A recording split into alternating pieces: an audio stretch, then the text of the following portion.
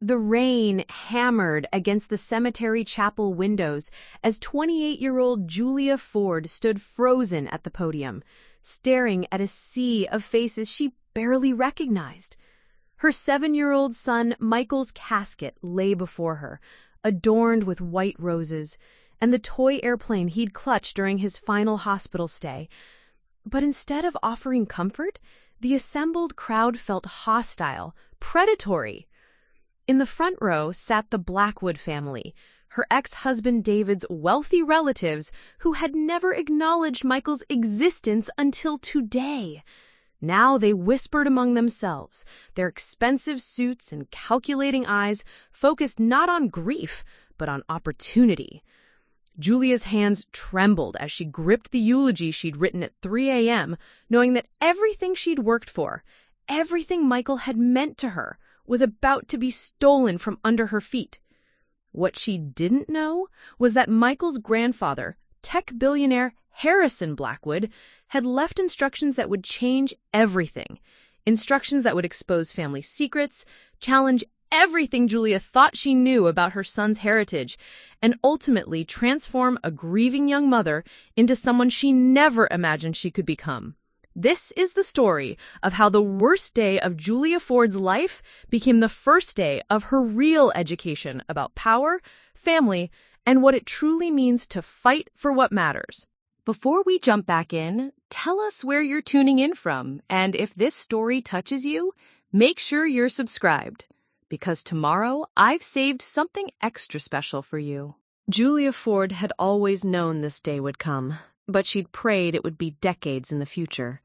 Standing in the sterile hospital room at 5:47 a.m. on a Tuesday morning in September, watching the monitors flatline after Michael's 3-year battle with leukemia, she felt her world collapse into a single, devastating truth. She was completely alone. At 28, Julia had already lived through more heartbreak than most people face in a lifetime. Her marriage to David Blackwood had imploded when she was 24, leaving her a single mother with a toddler and a mountain of legal fees. David's family, old Boston money with connections stretching back generations, had made it clear that a small-town girl from Ohio who'd worked her way through community college wasn't worthy of their son or their name. The divorce had been brutal. David's father, Harrison Blackwood, had hired a team of corporate lawyers who painted Julia as a gold digger, despite the fact that she'd signed a prenuptial agreement that left her with almost nothing. She'd walked away with joint custody of Michael and a small monthly support payment that barely covered rent on their cramped apartment in Cambridge. For 4 years, Julia had built a quiet life around her son. She worked as a medical technician at Boston General, picking up extra shifts to afford Michael's baseball gear and piano lessons. They lived simply but happily in their one-bedroom apartment, where Michael's drawings covered the refrigerator and his laughter filled the small space every evening. David saw Michael every other weekend when his busy schedule as a tech startup founder allowed. He'd take Michael to expensive restaurants and buy him elaborate toys, then return him to Julia's humble apartment, where the boy would spend days talking about his father's latest business ventures. Julia never spoke ill of David in front of Michael, even though David had remarried within a year of their divorce, and seemed to treat their son more like an obligation than a blessing. Then came Michael's diagnosis at age 4. Acute lymphoblastic leukemia. The words had hit Julia like a physical blow, but she'd immediately shifted into fight mode. She researched every treatment option, found the best oncologists, and restructured her entire life around hospital visits and chemotherapy sessions. David had been supportive at first, showing up for major appointments and helping with medical bills, but as the treatment stretched from months into years, his visits became less frequent. His new wife, Stephanie, a pharmaceutical heiress who'd never wanted children, made it clear that a 6th stepson didn't fit into their carefully curated lifestyle. Julia bore the weight alone. She slept in hospital chairs for weeks at a time, held Michael during the worst of the chemo side effects, and celebrated small victories like a temporary remission or a good blood count with more joy than she'd felt at her own wedding. She learned medical terminology, advocated fiercely with insurance companies, and became Michael's primary source of strength and comfort. During the final months, when it became clear that the treatments weren't working, David had surprised everyone by stepping up. He'd arranged for experimental therapies, flew in specialists from Europe, and spent genuine time with Michael, not the distracted, phone-checking visits of previous years, but real presence. For a brief moment, Julia had hoped that their shared grief might heal old wounds. But David's involvement came with strings. His family began showing interest in Michael for the first time since the divorce. Harrison Blackwood, the patriarch who'd previously treated his grandson like an embarrassment, suddenly started sending expensive gifts and requesting regular updates on Michael's condition. Julia had found this newfound attention suspicious, but didn't have the energy to question it while caring for her dying son. She was focused on making Michael's final months as comfortable and joyful as possible, not on the politics of a family that had rejected them both. The funeral planning revealed the true nature of their interest. 2 days after Michael's death, while Julia was still numb with grief and surviving on coffee and the kindness of neighbors, David's sister Caroline called with suggestions about the service. The Blackwood family wanted to hold it at their historic family church in Beacon Hill, with their longtime minister officiating. They offered to handle all arrangements and cover all costs. Julia, exhausted and overwhelmed, had agreed. She couldn't afford an elaborate funeral, and if the Blackwood family wanted to honor Michael in their own way, she wouldn't stand in the way. She assumed their sudden generosity came from genuine grief and perhaps some delayed recognition of their grandson. She was wrong. The morning of the funeral, Julia arrived at the imposing stone church to find herself treated like a guest rather than the primary mourner. The Blackwood family had arranged everything according to their preferences: formal, traditional, cold. Michael's favorite songs had been replaced with classical hymns he'd never heard. The photo displays featured pictures of him at expensive restaurants with David, not the candid shots of him painting or playing in their small apartment that truly captured his spirit. Julia felt like a stranger at her own funeral. Distant relatives and family friends she'd never met approached her with practiced sympathy, but their questions felt like interrogations. How was she handling the medical bills? Did she have support? What were her plans now? The service itself was a blur of prescribed rituals and speeches about a boy these people had barely known. David spoke about Michael's fighting spirit and bright future, words that felt hollow coming from a father who'd missed most of his son's actual fights and struggles. Harrison Blackwood, the grandfather who'd ignored Michael for 7 years, delivered a eulogy about family legacy and carrying forward the Blackwood tradition. Julia's own planned eulogy, full of stories about Michael's love of astronomy, his terrible knock-knock jokes, and the way he insisted on wearing his lucky socks to every chemo appointment, was cut short due to time constraints. She'd managed only a few sentences before Caroline subtly guided her away from the podium. But the real shock came during the reception at the Blackwood family mansion in Back Bay. Julia was standing alone in the ornate parlor, watching people she didn't recognize eat elaborate catered food while sharing memories of a Michael she didn't recognize in their stories, when she overheard a conversation that changed everything. Caroline was speaking quietly with the family attorney, Richard Steinberg, near the grand staircase. Julia had moved closer, not to eavesdrop, but to ask about when she could retrieve some of Michael's belongings that David had kept at his house. The trust fund is substantial, Steinberg was saying. Harrison set it up when the boy was diagnosed, anticipating this outcome. With the child gone, the money reverts to the family trust, unless there are specific contrary instructions. And there aren't any? Caroline asked, her voice carefully neutral. We won't know until their will reading next week, but Harrison was very clear about keeping family money within family lines. The ex-wife has no legal claim to any Blackwood assets. Julia felt the blood drain from her face. Trust fund? Michael had a trust fund? In the 4 years since his diagnosis, through all the financial strain and medical bills, there had been money set aside that could have eased their struggles, paid for better treatments, or simply allowed her to work less and spend more time with her dying son. She thought about the nights she'd worked double shifts while Michael was in the hospital, leaving him with overwhelmed nurses when she should have been holding his hand. She remembered the experimental treatment they couldn't afford in Germany, the second opinion from the Mayo Clinic they had to decline for financial reasons, the generic medications she'd had to accept instead of brand names because of insurance limitations. There had been money, Michael's own money, and no one had told her? Julia's grief transformed into something sharper, more focused. These people had let her struggle, let her son suffer, while sitting on resources that could have made his final years easier. They'd watched her work herself to exhaustion, stress about every medical bill, and make impossible choices about his care, all while knowing there was a fund specifically designated for him. But what cut deepest was the realization that they'd probably planned it this way. Let the medical bills and emotional toll break her down, keep the trust fund secret, and when Michael died, claim everything as family money that she had no right to access. Caroline noticed her approach and quickly changed the subject, but Julia had heard enough. She excused herself and spent the remainder of the reception in a fog of rage and betrayal, mechanically accepting condolences while her mind raced with questions and implications.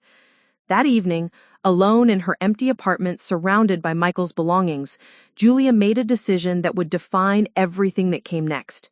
She wasn't going to let them steal her son's legacy. She wasn't going to quietly disappear while they erased Michael from their family history and claimed his inheritance as their own. For 7 years, she'd been the outsider, the inconvenient ex-daughter-in-law they tolerated because she came with their grandson attached. She'd accepted their condescension, their exclusion, their treatment of her as someone beneath their notice.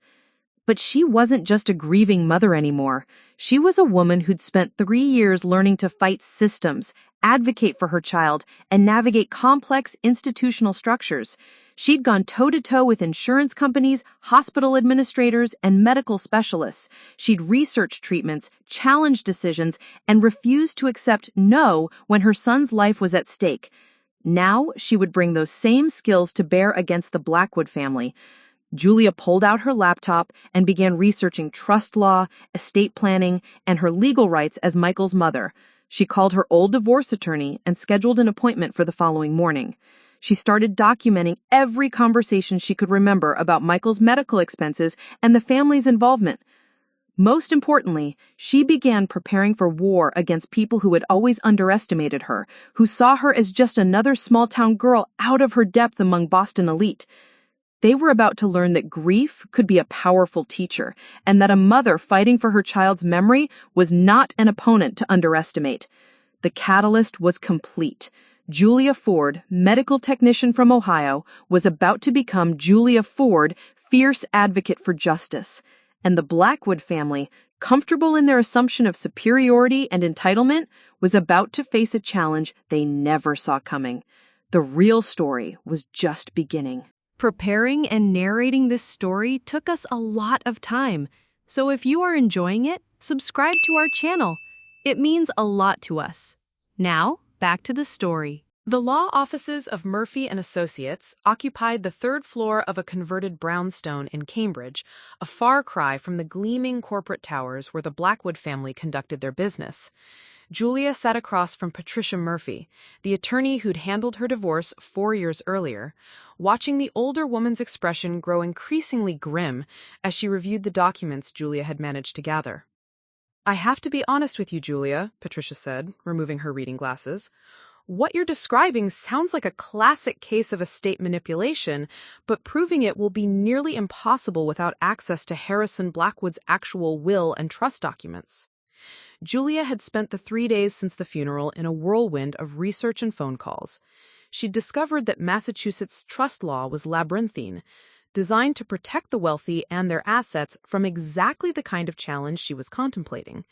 The Blackwood family had generations of experience navigating these waters, while she was learning the terminology as she went. "But Michael was his grandson," Julia insisted. "Doesn't that give me any rights as his mother?" "Not necessarily. If the trust was set up with specific beneficiary designations and contingency clauses, your parental rights might not extend to challenging the distribution." Patricia leaned forward. "Julia, these people have resources you can't imagine. They'll bury you in legal fees before you even get close to the truth." It was exactly what Julia had expected to hear, but it still stung. She'd hoped that Patricia, who'd fought hard for her during the divorce proceedings, might see a path forward. Instead, she was being advised to accept defeat before the battle had even begun. "There is one thing, though," Patricia added, almost as an afterthought. "Trust documents are public record once they're filed for probate. If Harrison Blackwood died with assets in trust, the will has to be read within 30 days of death, and basic information has to be filed with the probate court." Julia felt a spark of hope. "When did he die?" "According to the obituary you showed me, 2 weeks ago. Which means," Patricia calculated quickly, "the will reading should happen within the next couple of weeks." That night, Julia couldn't sleep. She found herself in Michael's room, which she hadn't had the heart to change since his death. His astronomy books were still stacked on the nightstand, and his telescope sat by the window where they'd spent countless evenings looking at stars during his remission periods. She picked up his favorite book, The Universe in a Nutshell, remembering how he'd insisted on reading Stephen Hawking despite being only 7.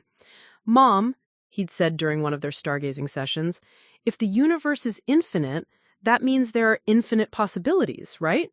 So somewhere out there, there's a version of me that doesn't get sick." The memory gave her an idea. If there were infinite possibilities, maybe she was limiting herself by thinking like the person she'd always been, the working-class girl who accepted what powerful people told her. Maybe it was time to think like someone else entirely. Julia spent the next morning at the Boston Public Library, not researching trust law this time, but studying the Blackwood family itself. She'd always known they were wealthy, but she'd never understood the scope of their influence or the source of their fortune. What she discovered was fascinating and troubling in equal measure. Harrison Blackwood had built his empire in the early days of personal computing, but his real genius was in acquisitions. Over 40 decades, he'd systematically bought out smaller tech companies, absorbed their innovations, and eliminated competition. The pattern was always the same: identify promising startups, make offers that seemed generous but included complex clauses, then use legal technicalities to take full control while leaving the original founders with nothing. The more Julia read, the more she realized that what was happening to her was just the latest iteration of a well-practiced strategy. The Blackwood family didn't just accumulate wealth, they accumulated control, always ensuring that resources stayed within their circle while keeping outsiders dependent and powerless. But knowledge was power, and Julia was beginning to see patterns that might work in her favor. Her breakthrough came from an unexpected source. Dr. Amanda Chen, Michael's primary oncologist, called that afternoon to check on how Julia was doing. During their conversation, Dr. Chen mentioned something that made Julia's pulse quicken. "I was actually surprised that the family chose not to pursue the experimental treatment we discussed. When Mr. Harrison Blackwood contacted me directly about Michael's case 6 months ago, he seemed very interested in the German protocol. He even had his own medical team review the research." Juliet nearly dropped the phone. "Harrison Blackwood contacted you directly?" "Oh, yes, multiple times. He was quite involved in the medical decision-making toward the end. I assumed you knew. He was covering all the experimental treatments privately outside of insurance." The pieces clicked into place with devastating clarity. Harrison Blackwood hadn't just known about Michael's condition. He'd been actively managing his care, making decisions about treatments, and paying for procedures that Julia had never been told about. While she was working extra shifts to cover co-payments and fighting with insurance companies, her ex-father-in-law had been running a parallel medical operation that he'd deliberately hidden from her.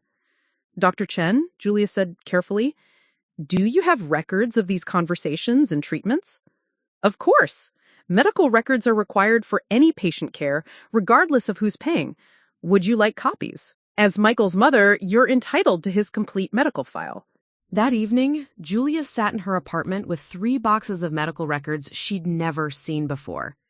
The documentation painted a picture that made her earlier anger seem quaint by comparison. Harrison Blackwood had been orchestrating Michael's care like a corporate takeover, bringing in specialists, funding experimental treatments, and making strategic decisions about her son's life without ever consulting her. The financial records were staggering. In the final 18 months of Michael's life, Harrison had spent over $400,000 on treatments, consultations, and experimental protocols. Money that could have allowed Julia to take a leave of absence from work, move closer to the hospital, or simply be present for more of her son's care. Instead, she'd been kept in the dark while battling her own financial limitations, working multiple jobs to afford basic care, while the family patriarch was funding cutting-edge treatments behind the scenes.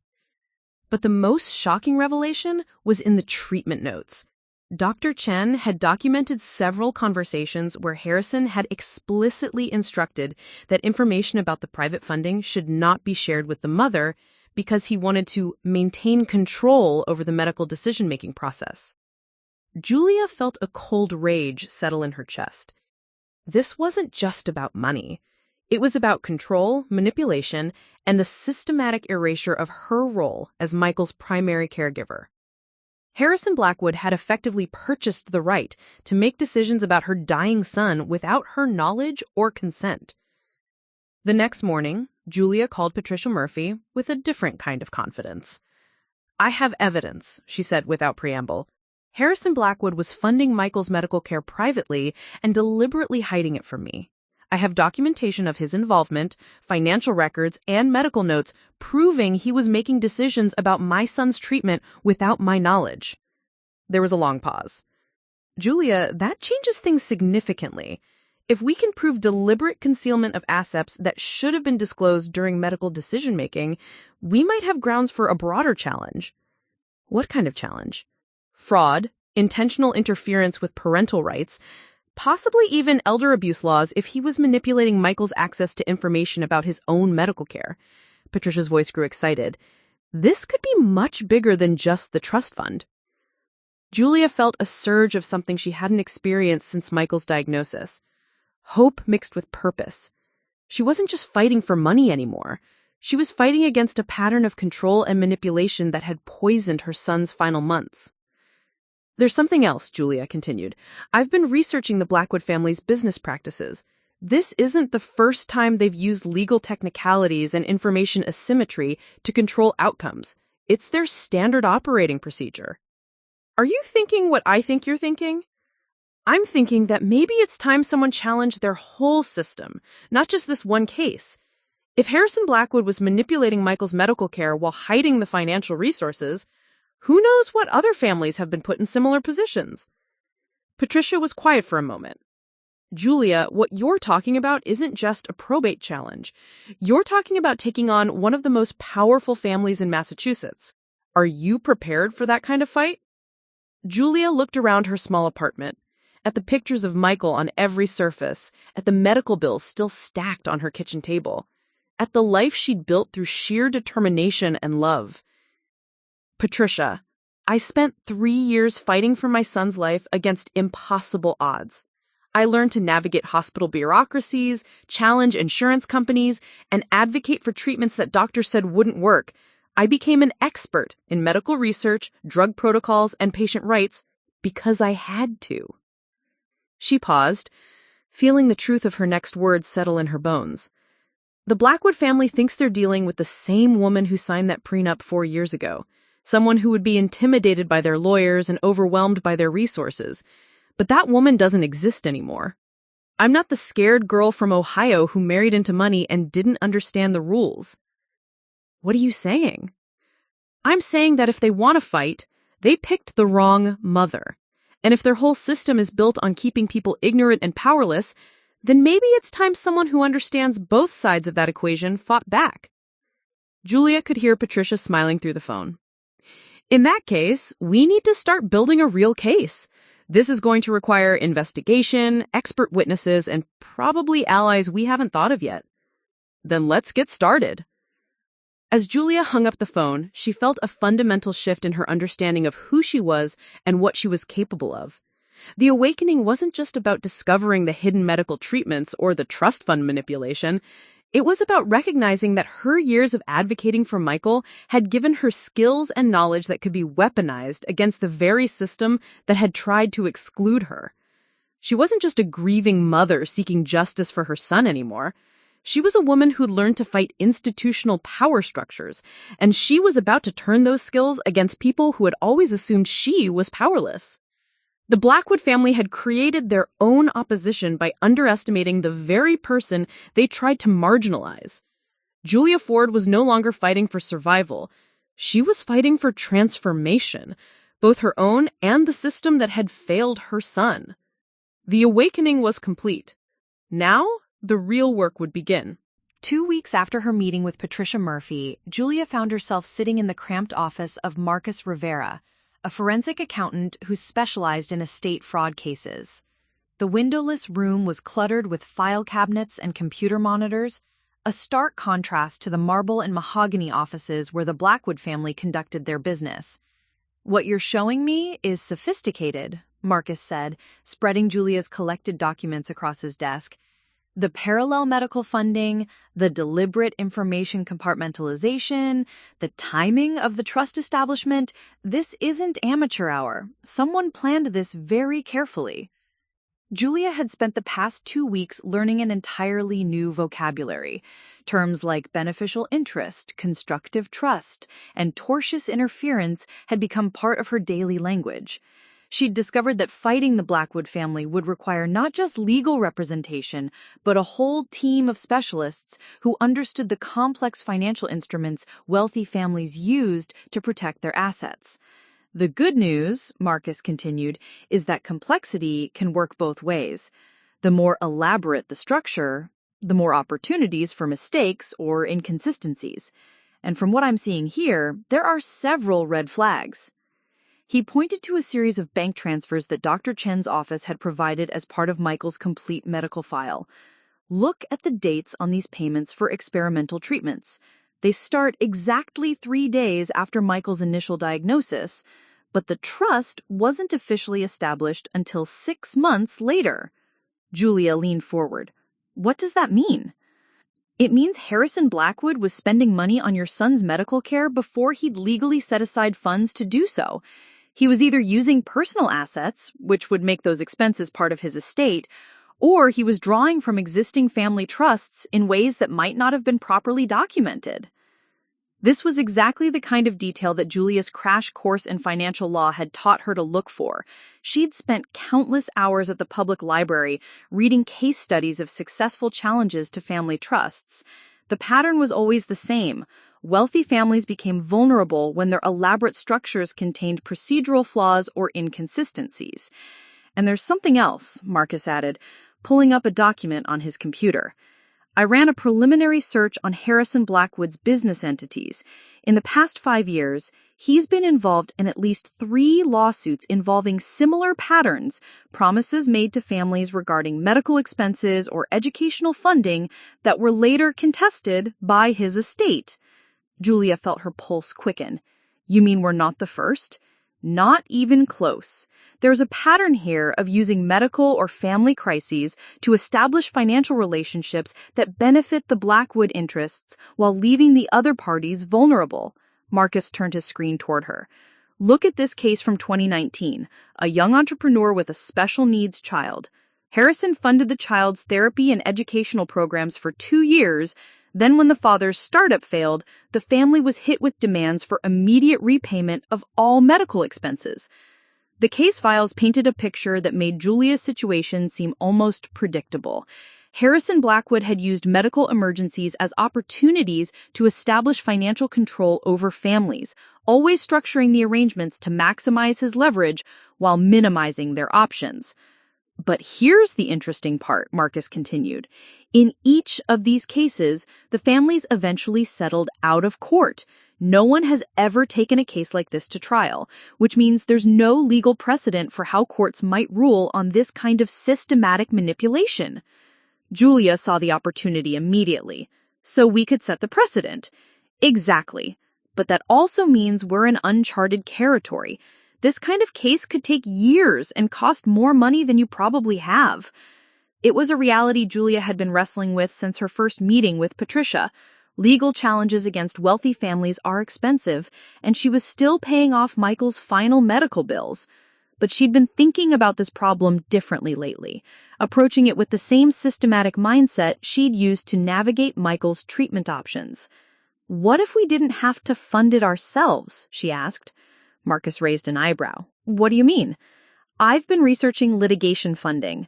There are firms that specialize in financing cases against wealthy defendants, especially when there's a pattern of wrongdoing that could lead to significant damages. It was true.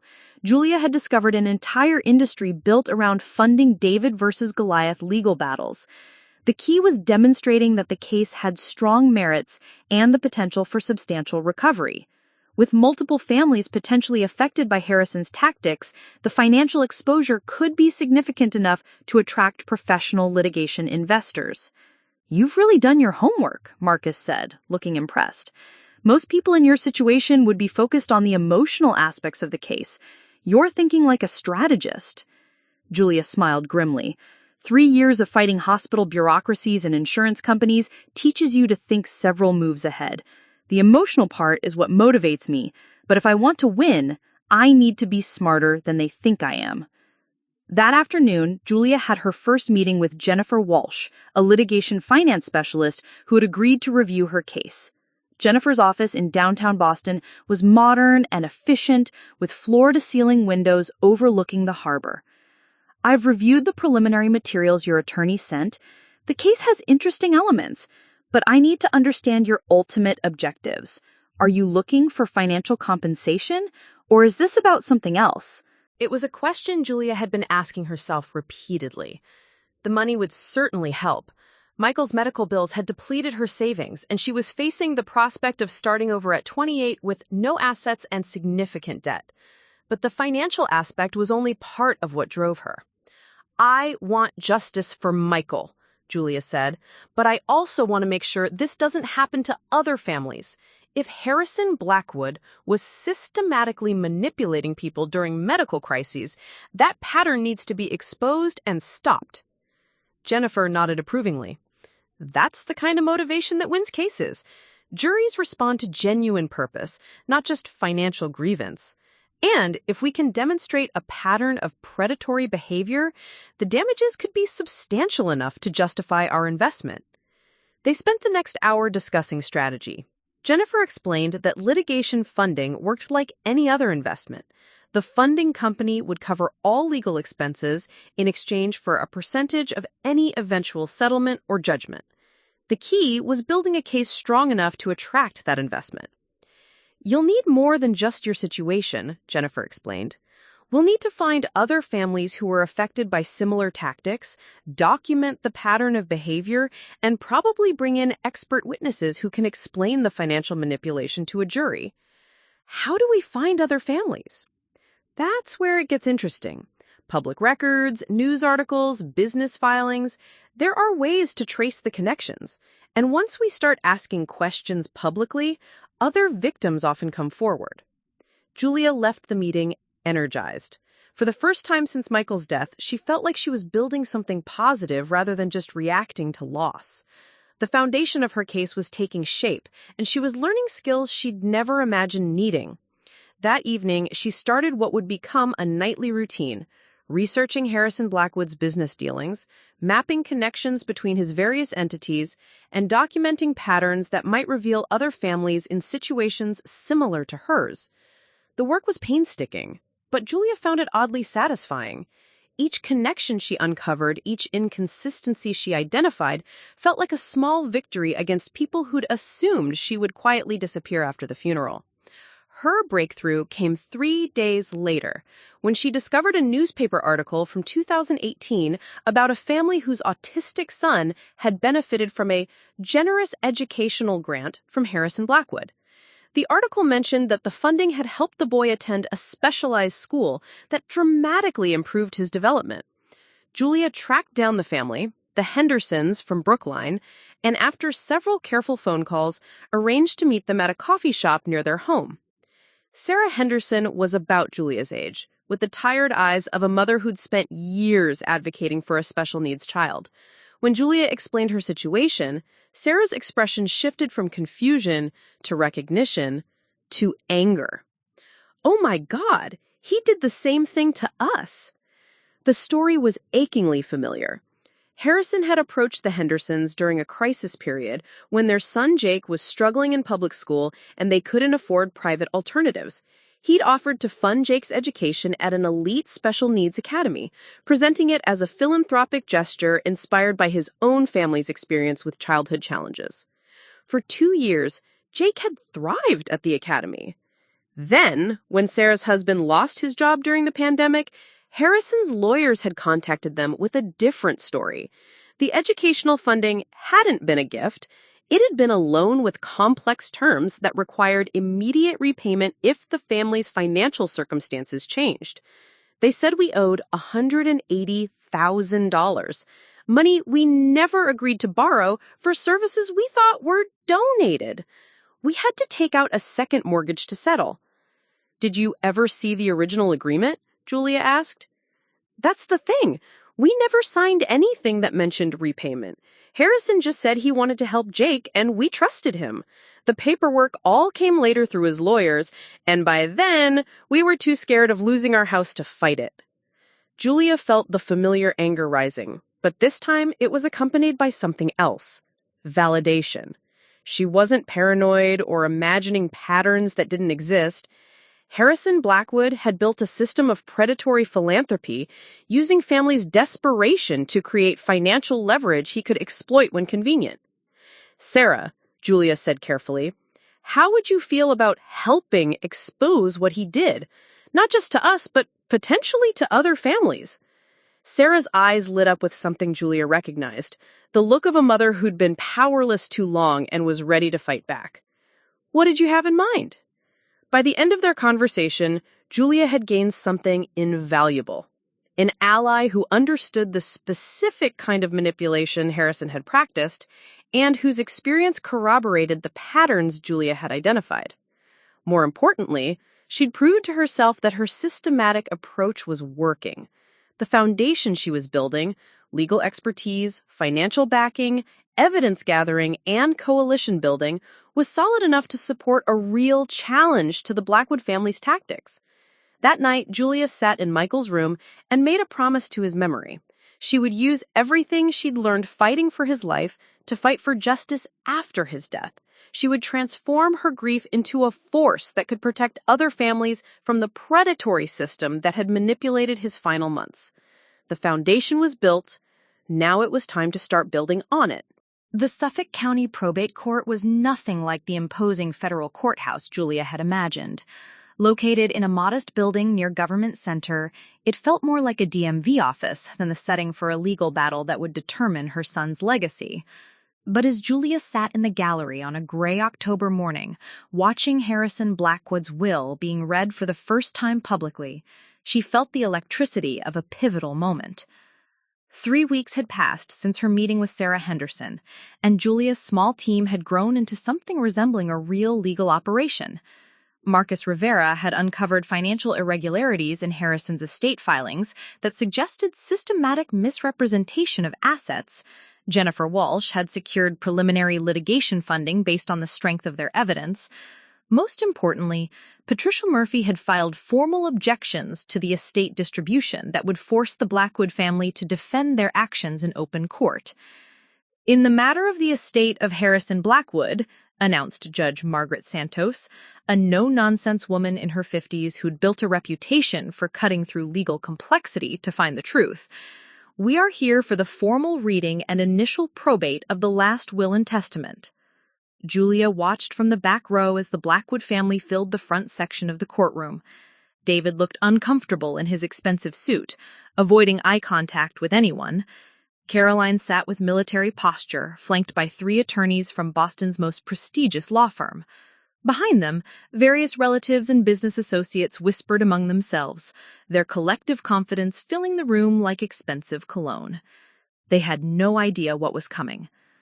The will itself was a masterpiece of legal complexity, 47 pages of trust structures, conditional bequests, and corporate entity transfers designed to minimize taxes while maintaining family control over the Blackwood fortune.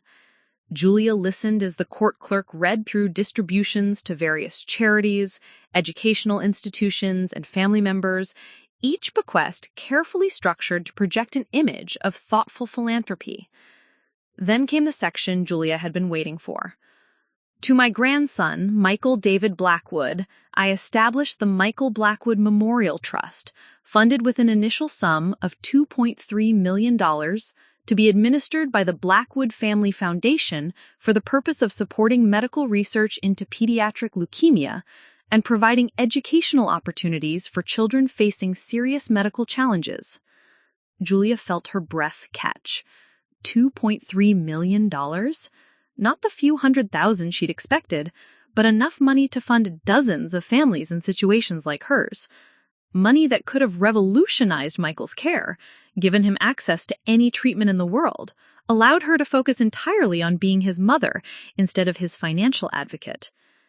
But the real shock came in the next paragraph.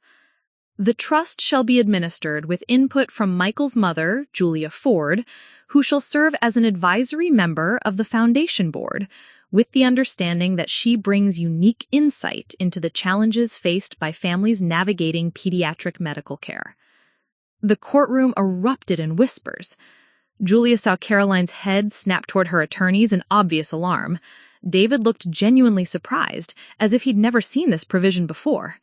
Even Patricia, sitting beside Julia, looked stunned. Judge Santos called for order, then continued with the reading, but Julia barely heard the rest. Harrison Blackwood had acknowledged her in his will.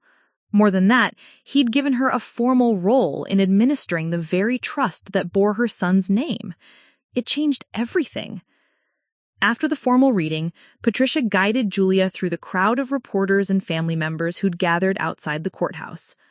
"This is unprecedented," Patricia said once they'd reached her car. "In 4 years of dealing with the Blackwood family, I've never seen them caught off guard like this. They clearly didn't know about that provision. What does it mean for our case?" "It means Harrison Blackwood was playing a much deeper game than anyone realized. Giving you advisory status on the foundation board isn't just symbolic, it gives you legal standing to challenge how the trust is administered and access to financial records they would have otherwise kept secret." Julia felt a surge of vindication mixed with new questions. Had Harrison always planned to include her, or had Michael's death prompted a last-minute change of heart? Was this his attempt at posthumous justice, or another layer of manipulation she hadn't yet understood? The answer came 2 hours later in the form of a phone call that would reshape everything she thought she knew about her ex-father-in-law. "Miss Ford?" The voice was elderly, careful. "My name is Robert Chen, Dr. Chen's father and Harrison Blackwood's former accountant. I wonder if we might meet. There are things about Mr. Blackwood's intentions that I think you should know." They met that afternoon in a small restaurant in Chinatown, far from the Beacon Hill establishments where the Blackwood family conducted their business. Robert Chen was in his 70s, with the precise manner of someone who'd spent decades managing other people's money and secrets. "I worked for Harrison for 32 years, he began without preamble. "I prepared his taxes, managed his personal investments, and helped structure his estate planning. What happened to your son affected him more than he ever let anyone know." Julia leaned forward. "What do you mean?" "Harrison lost his own son, David's older brother, Michael, to leukemia when he was 8. That was 40 years ago, before the medical advances that helped your Michael survive as long as he did. Harrison never got over the guilt of not being able to save his child." The revelation hit Julia like a physical blow. Michael had been named after David's deceased brother, a fact no one had ever mentioned to her during their marriage or after. "When your Michael was diagnosed," Robert continued, "Harrison saw it as a chance for redemption. He was determined to use his resources to give your son every possible opportunity for survival. But he was also terrified of getting emotionally invested, so he structured everything through intermediaries." "Why didn't he tell me? Why hide the funding and cut me out of the medical decisions?" Robert's expression grew sad. "Because he was convinced that involving you directly would lead to conflict with David and the rest of the family. He thought he could manage your son's care more effectively by working behind the scenes, without the complications of family politics."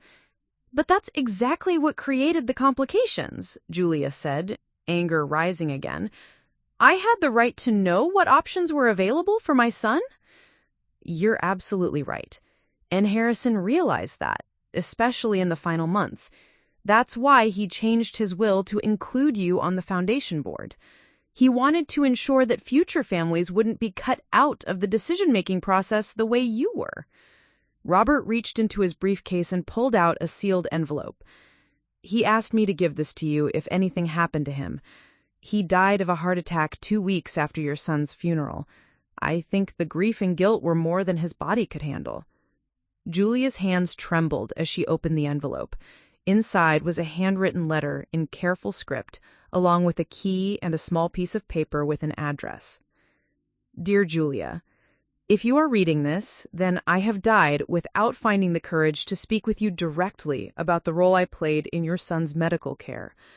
I realize now that my attempts to help were tainted by my own fears and need for control. I failed both of our Michaels. My son by not having the resources to save him 40 years ago, and your son by having the resources but not the wisdom to use them in partnership with you, rather than in secret. The key opens a safety deposit box at First National Bank in Cambridge. Inside, you will find complete records of every medical expense I covered for Michael, along with documentation of the systematic way I have manipulated other families over the years.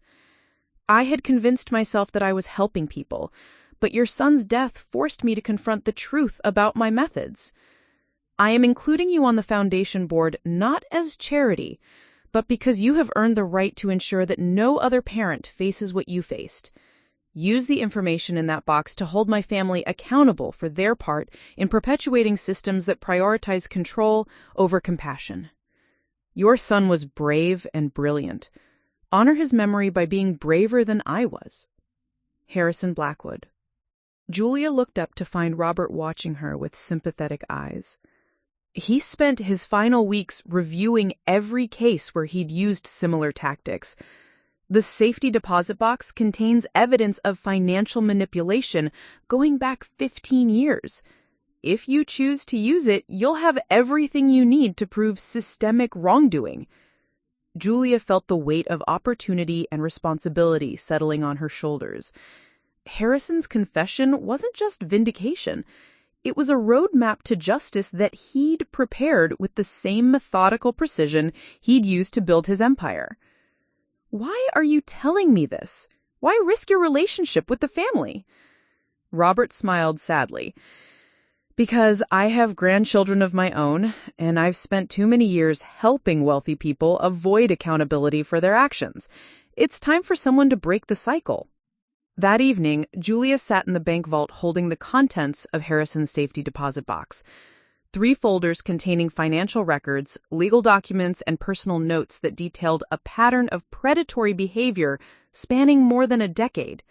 Names, dates, amounts, and outcomes that painted a picture of systematic exploitation disguised as philanthropy.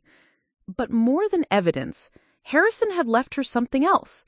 Validation that her instincts were correct, that her fight was justified, and that she had the backing of the very person whose legacy she was challenging.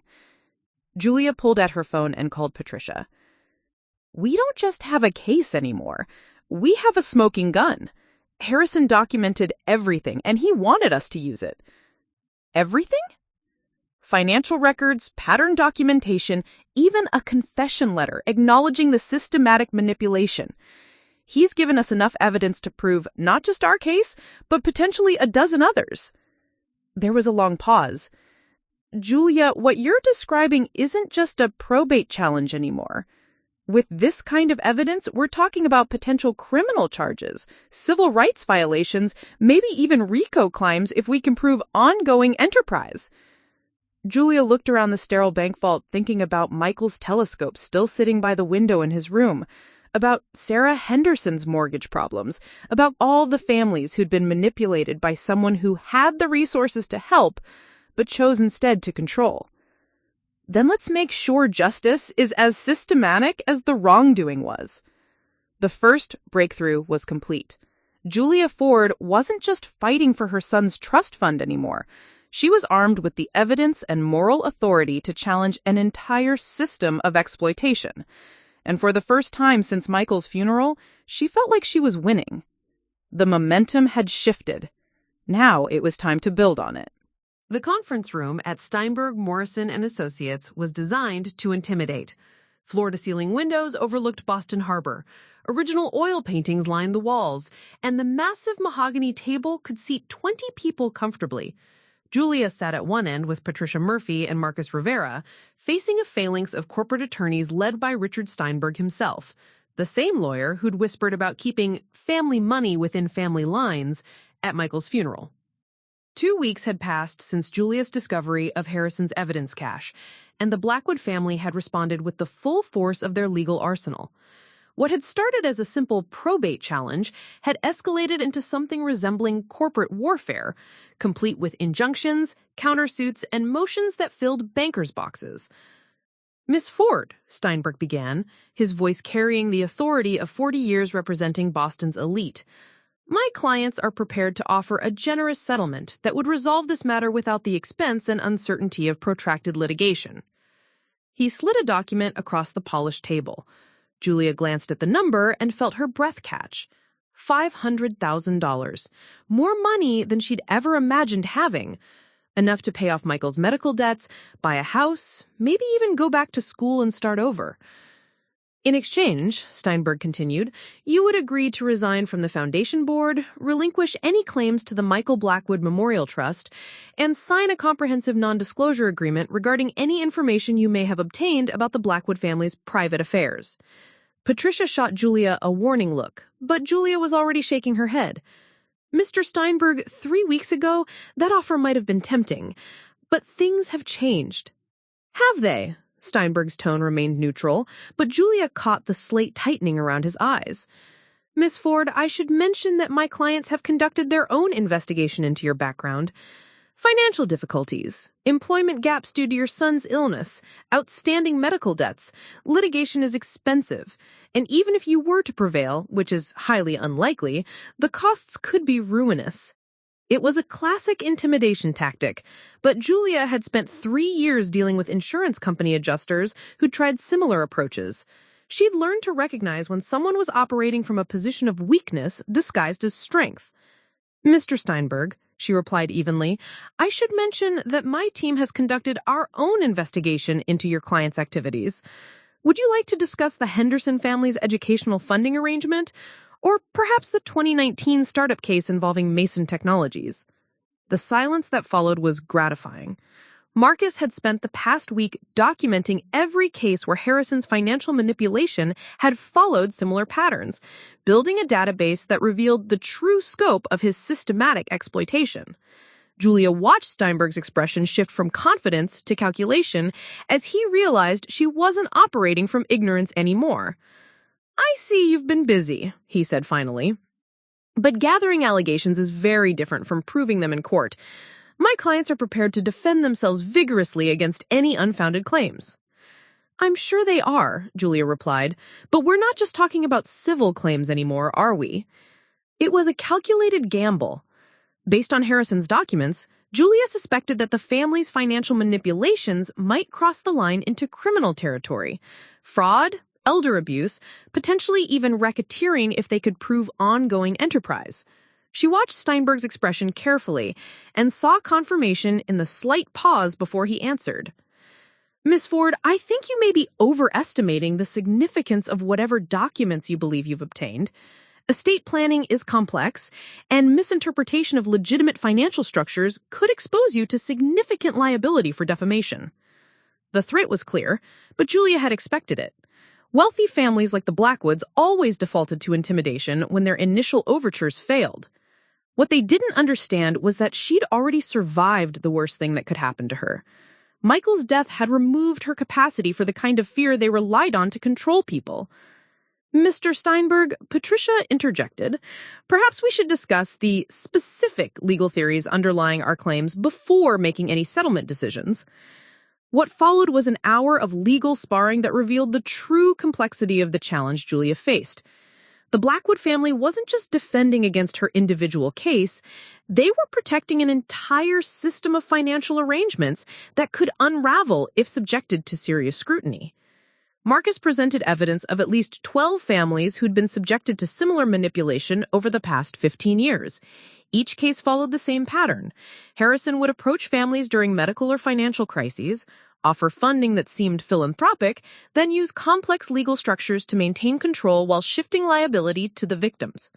The systematic nature of these arrangements suggests ongoing enterprise, Patricia argued. This isn't about individual contract disputes, it's about a coordinated scheme to exploit vulnerable families. Steinberg's response was swift and comprehensive. The Blackwood family had prepared for this possibility, assembling a defense that challenged every aspect of Julia's case. They questioned the authenticity of Harrison's confession letter, argued that his estate documents were privileged communications, and claimed that any financial arrangements had been legitimate business transactions entered into by informed parties. Moreover, Steinberg continued, my clients intend to file counterclaims for harassment, defamation, and intentional interference with business relationships. Ms. Ford's recent contacts with other families constitute a coordinated campaign to damage the Blackwood family's reputation based on misrepresented evidence. Julia felt the weight of what she was up against settling on her shoulders. This wasn't just about legal fees anymore. The Blackwood family was threatening to destroy her financially and personally if she continued pursuing the case. They were using the same systematic approach that built their fortune to dismantle her challenge before it could gain momentum. But as intimidating as their response was, it also revealed something important. They were scared, truly scared, in a way that Julia had never seen from David's family during their marriage or divorce. They were treating her challenge as an existential threat to their entire operation. The meeting ended with no resolution, but Julia left with a clearer understanding of the battlefield. The Blackwood family would use every resource at their disposal to protect themselves, which meant she needed to be smarter, more strategic, and more resilient than they expected. That evening, Julia met with a new addition to her team, Detective Angela Santos, a financial crimes investigator with the Massachusetts State Police, who'd agreed to review Harrison's evidence on an informal basis. What you've uncovered is significant, Angela said, spreading police case files across Julia's kitchen table. We've been tracking suspicious financial patterns involving several prominent Boston families, but we've never had insider documentation like this. Angela was nothing like the lawyers and accountants Julia had been working with. Direct, practical, and focused on criminal rather than civil violations, she brought a different perspective to the evidence that Harrison had provided. The challenge is that financial manipulation of this type is hard to prosecute unless victims are willing to testify, Angela continued. Wealthy defendants have resources to discredit witnesses, delay proceedings, and make the legal process so expensive and traumatic that people give up. But if we could prove systematic enterprise, ongoing criminal activity involving multiple victims, the case becomes stronger, much stronger. RICO charges carry serious penalties, and they allow us to pursue asset forfeiture that could compensate victims while sending a message to other families operating similar schemes. Julia felt a familiar surge of strategic excitement. Angela was describing exactly the kind of systematic approach that could challenge the Blackwood family's entire operation, not just her individual case. What would you need to move forward with a criminal investigation? More victims willing to go on record, expert analysis of the financial structures, and evidence of ongoing criminal activity rather than just historical misconduct. She paused. And political support from prosecutors who aren't afraid to take on prominent families. It was a significant challenge, but Julia was beginning to understand that her case had implications far beyond Michael's trust fund. If she could prove that the Blackwood family had been systematically exploiting vulnerable families, it could set legal precedents that protected others from similar manipulation. Over the next week, Julia threw herself into the work with an intensity that surprised even her. She contacted additional families identified in Harrison's documents, built detailed timelines of financial manipulation, and worked with Marcus to quantify the total damages across all known cases. What emerged was a picture of systematic exploitation that spanned more than a decade and involved millions of dollars in fraudulent transfers. The Blackwood family hadn't just manipulated individual families, they'd created an entire business model based on exploiting people during their most vulnerable moments. But as Julia's case grew stronger, the personal costs mounted. The Blackwood family's counterattacks included private investigators following her daily activities, challenges to her fitness as Michael's medical proxy during his final months, and insinuations about her mental stability following his death. David called her directly for the first time since the funeral, his voice strained with something between anger and desperation. "Julia, you need to stop this. You're destroying not just my family, but Michael's memory. Is this really what you want his legacy to be? Legal battles and accusations?" The conversation was painful in ways Julia hadn't anticipated. Despite everything that had happened between them, David had been Michael's father, and his grief was genuine, even if his family's methods were corrupt.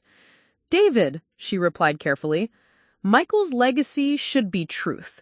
He deserved better than being used as a pawn in your family's financial games, and other children deserve better than having their medical crises exploited for profit. But at what cost? You're going to spend years in court surrounded by lawyers and investigators instead of healing and moving forward. This isn't what Michael would have wanted for you." Julia hung up the phone feeling emotionally drained but more certain than ever about her course.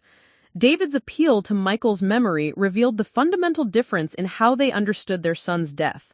For David, it was a tragedy to be overcome and forgotten.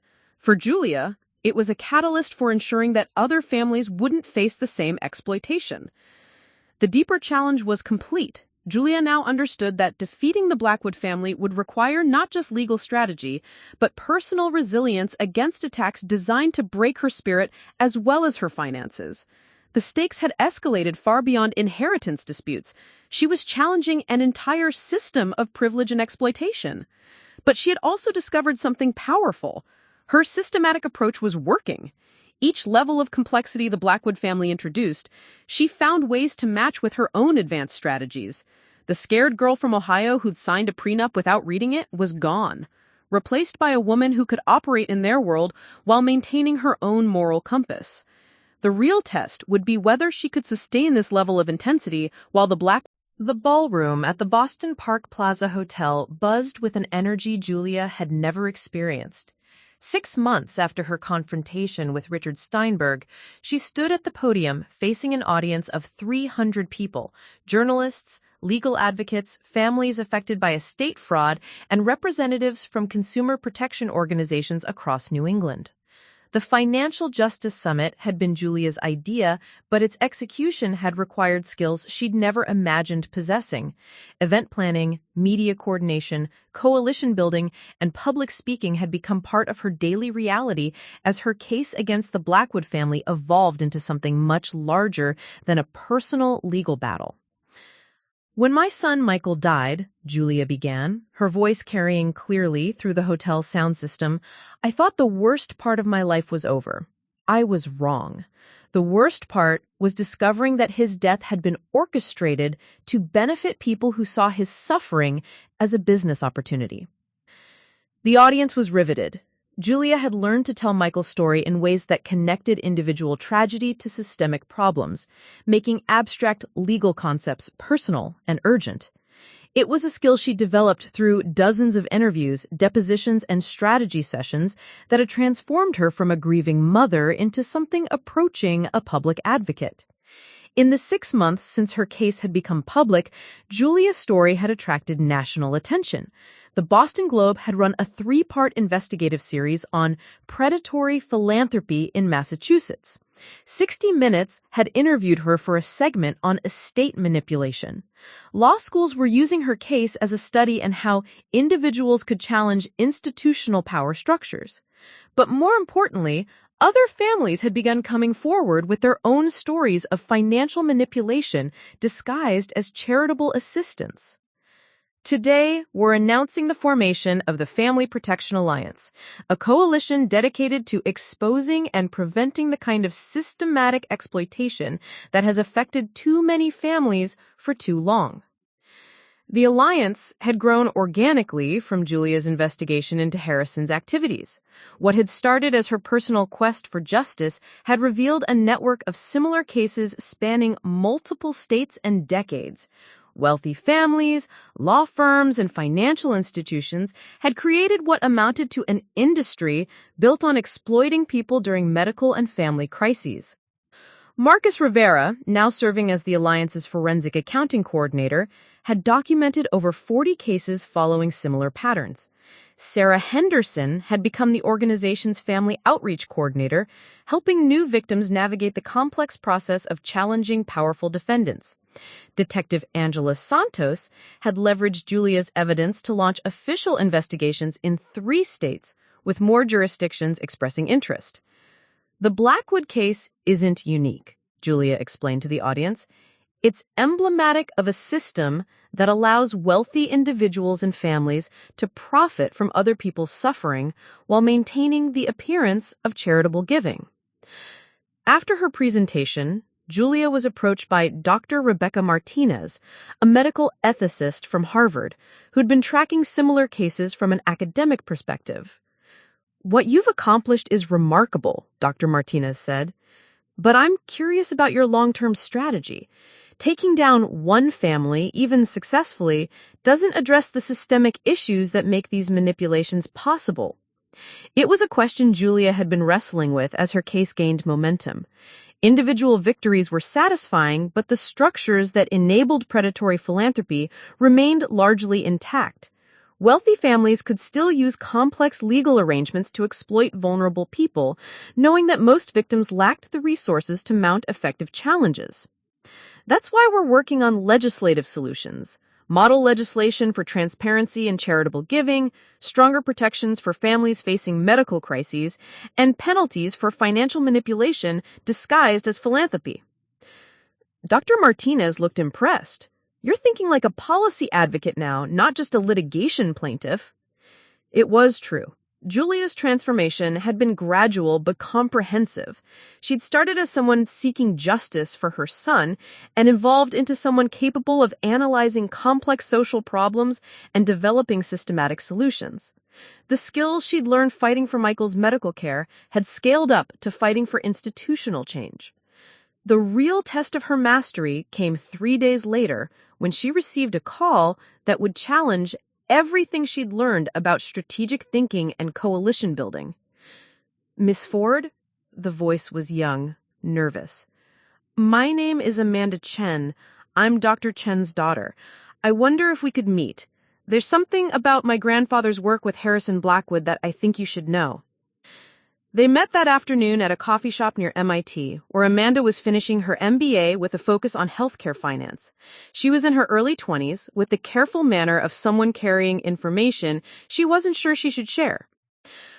"My grandfather told me about the evidence he gave you, but there's something else, something he was afraid to mention because it involves my mother's medical practice." Julia felt a familiar surge of investigative adrenaline. What kind of involvement? Amanda pulled out a folder containing financial documents that looked disturbingly familiar. Harrison Blackwood wasn't just manipulating individual families. He was funding medical practices, research studies, and treatment protocols in ways that gave him influence over patient care decisions. The documents painted a picture that made Julia's stomach turn. Harrison hadn't just hidden Michael's treatment funding from her. He'd been systematically influencing medical recommendations by providing financial incentives to doctors and hospitals. Experimental treatments, second opinions, even basic care decisions had been shaped by his behind-the-scenes financial arrangements. Dr. Chen didn't know about the broader pattern, Amanda continued. She thought she was just accepting research funding for pediatric oncology. But when I started analyzing the financial structures for my thesis research, I realized that Harrison was using medical funding to control treatment decisions across multiple institutions. Julia felt the ground shifting beneath her understanding of Michael's case. This wasn't just about estate manipulation or charitable fraud. It was about corruption in medical care itself.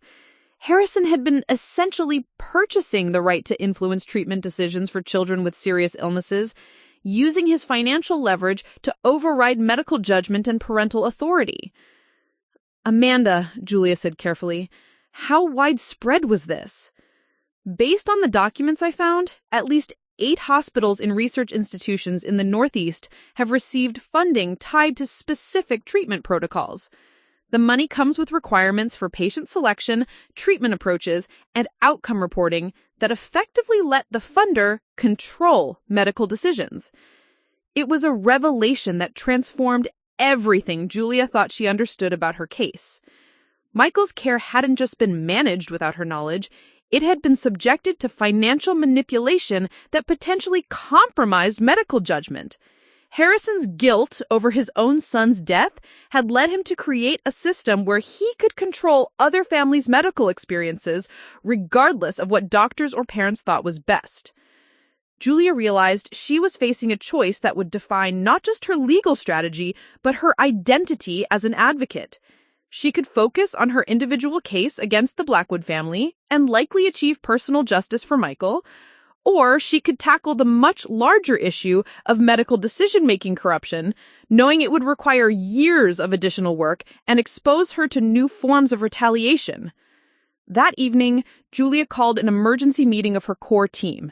Patricia Murphy, Marcus Rivera, Detective Santos, and Sarah Henderson gathered in Julia's apartment to discuss the implications of Amanda's revelations.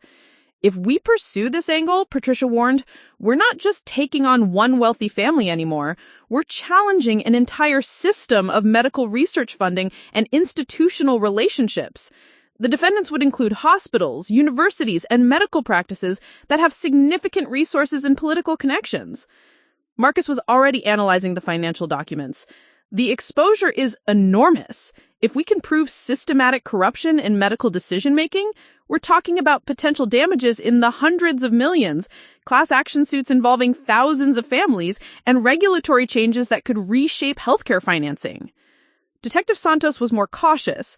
The criminal implications are serious, but the evidence standards would be much higher.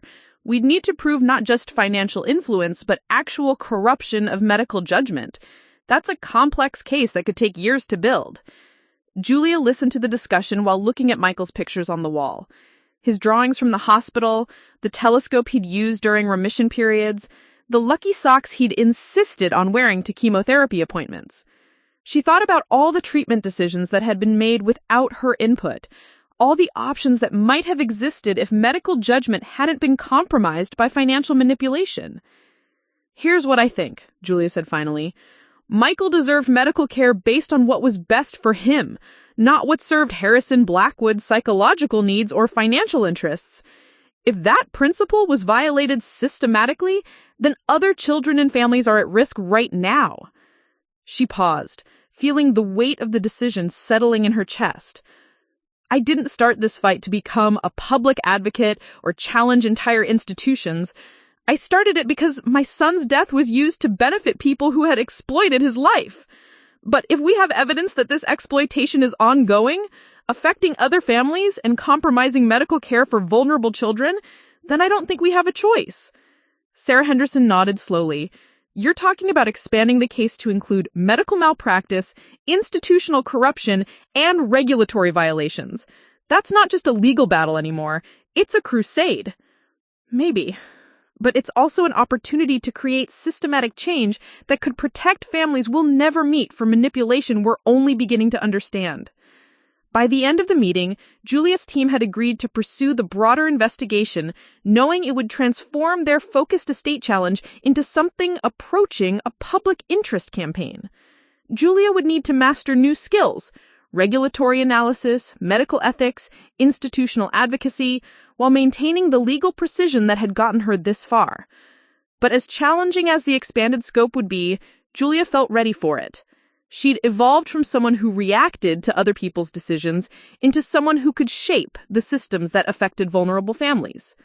Michael's death had been the catalyst for her transformation, but her mastery of strategic advocacy would be his legacy. The mastery phase was complete. Julia Ford had become not just a skilled legal strategist, but a public advocate capable of challenging institutional power structures. Now she would face the ultimate test of everything she'd learned, taking on an entire system of medical and financial corruption while maintaining the personal integrity that had driven her from the beginning. The final challenges awaited, but Julia was no longer the overwhelmed single mother who'd discovered hidden trust funds at her son's funeral. She was a force for systematic change, armed with evidence, allies, and the kind of strategic thinking that could transform individual tragedy into collective protection for families facing similar crises. The United States District Court for the District of Massachusetts felt like a cathedral of justice, with soaring ceilings, marble columns, and an atmosphere that demanded reverence for the law. Julia sat at the plaintiff's table, surrounded by a legal team that had grown to include specialists in medical malpractice, institutional corruption, and federal racketeering statutes. Across the aisle, the defendants section looked like a small army. Attorneys representing the Blackwood family, 3 major hospitals, 2 research institutions, and a pharmaceutical company that had funded some of Harrison's medical influence operations. After 18 months of investigation, depositions, and legal maneuvering, Commonwealth of Massachusetts v. Blackwood et al. Had become the most closely watched medical corruption case in recent memory. Federal prosecutors had joined the state's case when Detective Santos's investigation revealed that Harrison's systematic manipulation of medical care crossed state lines and involved federal research funding. Judge Patricia Williams, a Clinton appointee known for her expertise in complex institutional cases, called the proceedings to order. This court will hear opening arguments in the matter of criminal charges against the Blackwood Family Trust and associated medical institutions for conspiracy to defraud patients and their families through systematic corruption of medical decision-making. Julia had never imagined that Michael's story would lead to federal criminal charges. What had started as her quest for his hidden trust fund had uncovered a network of corruption that spanned multiple states, involved dozens of medical professionals, and affected hundreds of families over more than a decade. But sitting in the federal courthouse, watching the defendants' table filled with people who'd profited from manipulating vulnerable families, Julia felt the weight of everything she'd learned being put to the ultimate test. Assistant District Attorney Maria Vasquez stood to deliver the prosecution's opening statement. Ladies and gentlemen of the jury, this case is about the systematic corruption of medical care for children with life-threatening illnesses. The defendants didn't just steal money, they stole hope, they stole informed consent, and in some cases, they stole lives by prioritizing financial manipulation over medical judgment. Vasquez had been working with Julia's evidence for 6 months, building a criminal case that connected Harrison's individual manipulations to a broader enterprise involving medical institutions that had accepted his funding in exchange for allowing him to influence treatment decisions. You will hear evidence that Harrison Blackwood and his associates created a system where medical decisions for critically ill children were made not based on what doctors believed was best for their patients, but based on what served the financial and psychological interests of the defendants. Julia watched the jury's faces as Vasquez outlined the prosecution's case. 12 people from diverse backgrounds, united only by their responsibility to determine whether the evidence supported criminal charges against some of Massachusetts' most powerful institutions. The prosecution's case had been built around 3 key elements that Julia's investigation had uncovered. First, financial records proving that Harrison had systematically funded medical research and treatment programs while requiring participating institutions to follow his directives regarding patient selection and treatment protocols. Second, testimony from medical professionals who'd been pressured to recommend treatments based on funding considerations rather than medical judgment.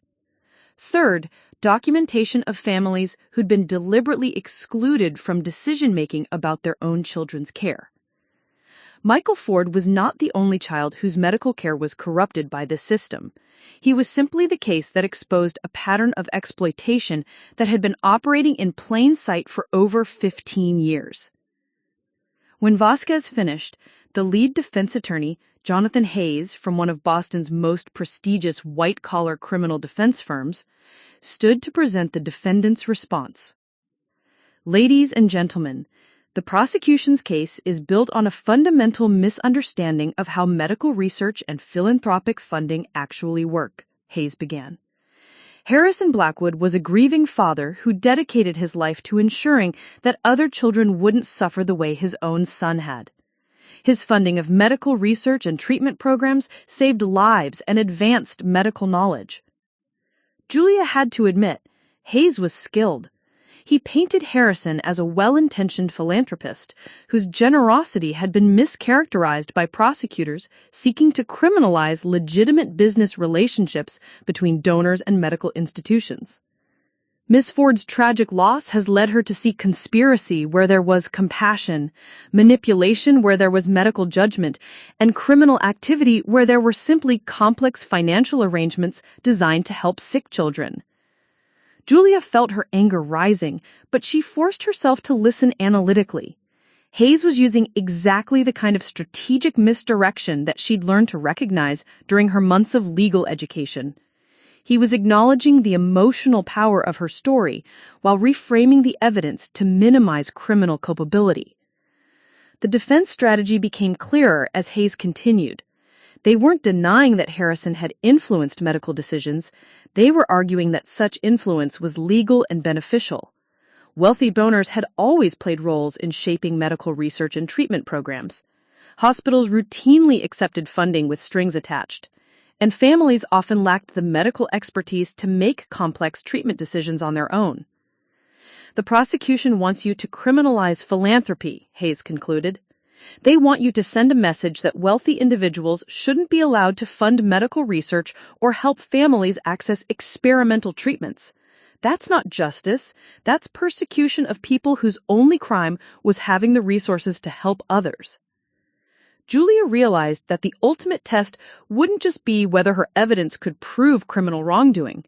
It would be whether she and her team could counter the defendant's narrative that painted exploitation as charity and systematic manipulation as legitimate medical philanthropy. The prosecution's case unfolded over 3 weeks, with witnesses that included medical professionals, affected families, financial experts, and regulatory officials who explained how Harrison's activities had violated numerous laws governing medical practice and research funding. Dr. Chen's testimony was particularly powerful. She explained how Harrison's funding had come with increasingly specific requirements about treatment recommendations, patient selection criteria, and reporting obligations that effectively allowed him to control medical decisions while maintaining plausible deniability about direct interference. I initially welcomed Mr. Blackwood's support for pediatric oncology research, Dr. Chen testified, but over time I realized that his funding came with expectations that compromised my ability to make independent medical judgments about what was best for my patients. Sarah Henderson testified about how her family's experience with educational funding had followed the same pattern, apparent generosity that came with hidden control mechanisms designed to benefit the donor rather than the recipients. But the most compelling testimony came from Amanda Chen, who had analyzed the financial structures that connected Harrison's various manipulation schemes. Her academic research had revealed that similar patterns existed across multiple wealthy families and medical institutions, suggesting that Harrison's activities were part of a broader system of corruption rather than isolated incidents. The evidence shows systematic coordination between donors and medical institutions to prioritize financial relationships over patient care, Amanda testified. This wasn't about individual bad actors. It was about an entire system that had been designed to allow wealthy individuals to purchase influence over medical decisions. Julia herself testified for 2 days, walking the jury through her discovery of Michael's hidden involvement in Michael's care and explaining how that revelation had led to uncovering the broader pattern of exploitation. I don't want anyone's sympathy, she told the jury. I want accountability. My son deserved medical care based on what was best for him, not what served someone else's need for control. Every family facing a medical crisis deserves that same protection. The defense presented their case with equal intensity, calling expert witnesses who testified about the legitimate role of philanthropic funding in medical research, character witnesses who described Harrison as a generous benefactor, and medical professionals who argued that donor input could actually improve patient outcomes by bringing additional resources and expertise to complex cases. But Julia could see that the defense was struggling to explain away the systematic nature of Harrison's manipulation. Individual instances of donor influence might be defensible, but the pattern of exploitation that her investigation had revealed was harder to justify as legitimate philanthropy. The turning point came during cross-examination of Dr. Rebecca Martinez, whom the defense had called as an expert witness on medical ethics. Patricia Murphy, now serving as one of the prosecution's attorneys, questioned her about the specific ethical violations in Harrison's activities. Dr. Martinez, you've testified that donor involvement in medical research can be ethically justified. But would such involvement be ethical if it systematically excluded patients' families from decision-making about their own medical care? No, that would constitute a serious violation of informed consent principles. And would donor influence be ethical if it prioritized the donor's psychological needs over medical judgment about what was best for patients? Absolutely not. That would represent a fundamental corruption of the doctor-patient relationship. And if such violations occurred systematically across multiple institutions over many years, would that suggest criminal rather than merely unethical behavior?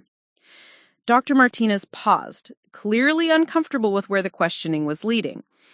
If the pattern you're describing could be proven, it would represent not just ethical violations, but potentially criminal fraud and conspiracy. Julia watched the jury's reaction to this exchange and saw several members nodding in recognition. The defense's own expert witness had effectively confirmed the prosecution's theory of systematic criminal exploitation. Closing arguments began on a rainy Thursday morning, with both sides making their final appeals to the jury's sense of justice. The defendants want you to believe that systematic exploitation of vulnerable families should be protected as legitimate philanthropy, Vasquez argued. But justice requires that we distinguish between genuine charity and predatory manipulation disguised as generosity. Hayes made one final attempt to reframe the case as prosecutorial overreach. The prosecution has criminalized tragedy, he argued. They've taken a grieving mother's understandable anger and used it to attack people whose only crime was trying to help sick children. Julia felt the weight of the moment as the jury retired to deliberate. Everything she'd learned about legal strategy, evidence analysis, coalition building, and systematic advocacy would be tested by 12 people's interpretation of the evidence she'd fought so hard to uncover. But regardless of the verdict, Julia knew that the ultimate test had already been passed in ways that extended far beyond the courtroom. Her transformation from overwhelmed single mother to sophisticated advocate for institutional change was complete. She'd proven that individual determination, systematic thinking, and moral clarity could challenge even the most entrenched systems of power and exploitation.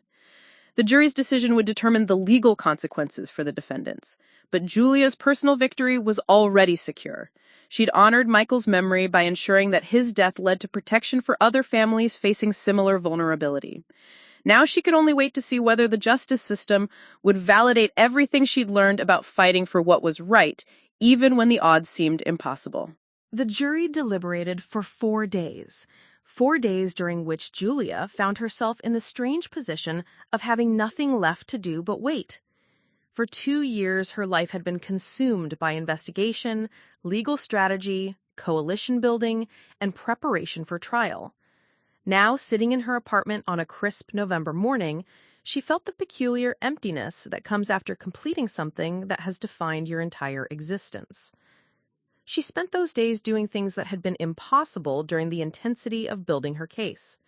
She cleaned out Michael's room properly for the first time, carefully packing his belongings while keeping the items that brought comfort rather than pain.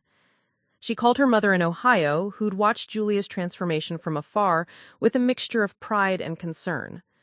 She walked through Cambridge without scanning for private investigators or analyzing everyone she met as potential allies or threats. On Thursday afternoon, Patricia Murphy called with the news Julia had been both anticipating and dreading. The jury's reached a verdict. Judge Williams wants everyone back in court at 2 p.m. The courthouse was packed when Julia arrived. Media representatives filled the gallery, along with families affected by the case, medical professionals who'd followed the proceedings, and legal observers interested in the precedent that would be set, regardless of the outcome. Julia took her seat at the prosecution table, flanked by the team that had grown around her case. Maria Vazquez sat calmly reviewing her notes, but Julia could see the tension in her shoulders. Across the aisle, the defendant's table buzzed with nervous energy as attorneys whispered final strategies for responding to whatever the jury had decided. Judge Williams called the court to order with the gravity befitting a moment that would reshape how medical philanthropy and estate manipulation were prosecuted in the future. Has the jury reached a verdict? She asked. The jury foreman, a retired teacher named Robert Santos, stood with the kind of dignity that comes from carefully considering complex moral questions. We have, Your Honor. On the charge of conspiracy to defraud patients and families through systematic corruption of medical decision-making, how do you find? Guilty. The word hit the courtroom like a physical force. Julia felt her breath catch as the reality settled in. They had won. Not just her individual case, but the broader challenge to an entire system of exploitation. On the charge of racketeering in connection with medical fraud. Guilty. On the charges of mail fraud and wire fraud in connection with interstate medical manipulation. Guilty on all counts. Judge Williams continued through the full list of charges, and the jury's response was consistent. Guilty across the board for both individual defendants and institutional co-conspirators. The Blackwood Family Trust, 3 major hospitals, and 2 research institutions had been found criminally liable for systematic corruption of medical care. As the verdicts were read, Julia watched the defendants' reactions with a mixture of satisfaction and something approaching sympathy. These weren't cartoon villains. They were people who'd convinced themselves that their financial manipulation was actually beneficial to the families they had exploited. Their shock seemed genuine, as if they had truly believed their own narratives about philanthropic generosity. But Julia's focus quickly shifted from the defendants to the implications of what had just happened. The guilty verdicts would trigger automatic reviews of medical funding practices across the country. Federal regulators would have new authority to investigate similar arrangements. Most importantly, families facing medical crises would have legal protections that hadn't existed before Michael's death. Judge Williams scheduled sentencing for 6 weeks later, but the real consequences were already becoming clear. Over the following days, news reports revealed that similar investigations were being launched in 12 other states. Medical institutions were voluntarily reviewing their donor relationships to avoid federal scrutiny. Legal advocacy organizations were using Julia's case as a model for challenging institutional exploitation in other contexts. The personal consequences were equally transformative. The Michael Blackwood Memorial Trust, now under Julia's management, had grown to $4.7 million through asset forfeiture and additional contributions from families who'd been helped by her advocacy. Julia found herself in the position of administering exactly the kind of charitable foundation she had once been excluded from, but with transparent governance and genuine accountability to the families it served. 3 months after the verdict, Julia stood before a Senate subcommittee in Washington, D.C., testifying in support of the Medical Philanthropy Transparency Act, federal legislation directly inspired by her case. Senators, she began, looking across the committee table at lawmakers who'd invited her to share her expertise on institutional reform. 2 years ago, I was a medical technician from Ohio who didn't understand why my son's medical care was being managed without my knowledge. Today, I'm here because the investigation of his case revealed systematic problems that affect thousands of families across the country. Senator Elizabeth Warren, who championed the legislation, leaned forward. Ms. Ford, your case has exposed vulnerabilities that most families don't even know exist. What would this legislation do to protect them? Julia smiled, remembering the nervous woman who'd first met with Patricia Murphy to challenge her son's trust fund. That person felt like a character from someone else's life. The legislation would require full disclosure of any donor influence over medical decisions, mandatory inclusion of families in treatment planning, regardless of funding sources, and criminal penalties for institutions that prioritize financial relationships over patient care, Julia explained. It would also establish a federal registry for complaints about medical manipulation, so patterns like the one we uncovered could be identified much earlier. The hearing lasted 3 hours, during which Julia found herself explaining complex policy issues to senators who treated her as an expert rather than a victim. It was a surreal culmination of her transformation from someone who'd been systematically excluded from her son's medical decisions to someone whose expertise was being sought by federal lawmakers. That evening, Julia had dinner with Amanda Chen, who'd graduated from MIT with highest honors and been offered positions at 3 major consulting firms. Instead, Amanda had chosen to work for the Family Protection Alliance, using her financial analysis skills to help other families challenge institutional exploitation. "Do you ever think about what your life would have been like if Michael hadn't died?" Amanda asked over dessert at a small restaurant near Capitol Hill. It was a question Julia had been avoiding for 2 years, but she found herself ready to answer it honestly. "I think about Michael every day," Julia said. "But I've stopped thinking about alternative timelines where he lived, because that's not the reality I have to work with.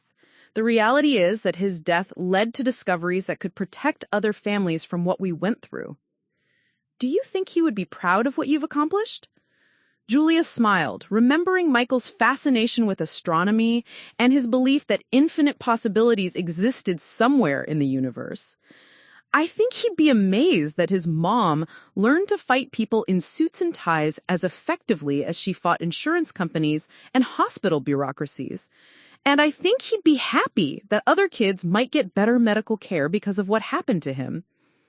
6 months later, Julia found herself in a very different kind of courtroom, family court in Cambridge, where she was finalizing the adoption of 7-year-old Emma Martinez, whose parents had died in a car accident and who'd been placed with Julia through the Alliance's family support program. Emma had spent 3 months in the hospital with complications from the accident, and Julia had provided advocacy support that helps navigate the complex medical and legal issues surrounding her care. When it became clear that Emma needed a permanent home, the placement had felt natural to everyone involved. "Miss Ford," said Family Court Judge David Kim, "you understand that adopting Emma means taking responsibility not just for her daily care, but for advocating for her needs in the same way you'd advocate for any child." "Yes, Your Honor," Julia replied, holding Emma's hand as they stood before the judge's bench. "I understand that completely." Emma looked up at Julia with the kind of trust that comes from knowing that someone will fight for you when fighting is necessary. It was a look Julia remembered from Michael during his medical treatments, and one she was determined to earn every day for the rest of Emma's childhood. The adoption ceremony was simple, but the symbolism was profound. Julia had transformed from someone who'd been powerless to protect her own child to someone capable of providing both advocacy and love for a child who needed both. 2 years after the verdict, Julia published a book titled Fighting for Michael: How One Mother's Battle Changed Medical Advocacy Forever. The book became a bestseller and established Julia as a nationally recognized expert on institutional reform and family advocacy. But the real measure of her transformation wasn't media attention or professional recognition. It was the sustainable impact of her work on families she'd never meet. The Medical Philanthropy Transparency Act had been signed into law, establishing federal protections that would prevent future cases of systematic medical manipulation. The Family Protection Alliance had grown into a national organization with chapters in 37 states, providing advocacy support and legal resources to families facing institutional exploitation. Most importantly, Julia had created something that honored Michael's memory while building a future where other families would have the protections and support that had been denied to them. On the 2nd anniversary of Michael's death, Julia and Emma visited his grave together. Emma placed fresh flowers by the headstone while Julia shared stories about the brother she'd never met, but whose legacy had shaped the family she'd joined. "Was Michael brave?" Emma asked as they walked back to their car. Very brave, Julia replied, but not because he wasn't scared. He was brave because he kept fighting even when things were difficult, and he made other people want to fight too. Emma nodded solemnly. Like you did. Julia felt the truth of that observation settle in her chest. She had learned to be brave in ways she'd never imagined needing, and that bravery had created ripple effects that would protect families for generations. The new reality was complete. Julia Ford had transformed from a grieving mother seeking justice for her son into a force for systematic change whose work would outlast her own lifetime. Michael's death had been a tragedy that could never be undone, but it had also been the catalyst for protections that would prevent similar tragedies for countless other families. The inheritance war was over, but the legacy of that fight would continue protecting vulnerable families long after Julia's personal battle had ended.